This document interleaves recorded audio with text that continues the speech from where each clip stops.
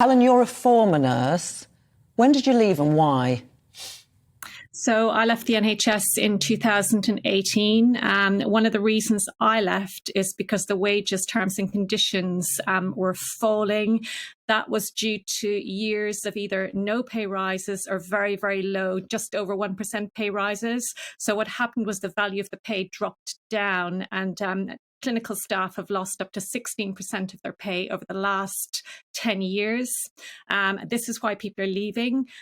So last year, 40,000 nurses have left the NHS. That's the equivalent of one in 9 of the entire workforce. So there's a serious retention and recruitment crisis going on at the moment. What we've also seen is the student nurse bursary has been stopped. So now student nurses are amassing a lot of debt to train, and there's a 1 in 3 rate dropout amongst the student nurses.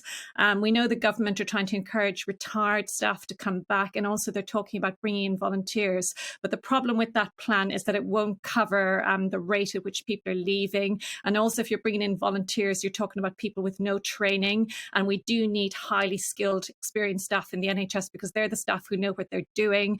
They're the staff who keep people safe.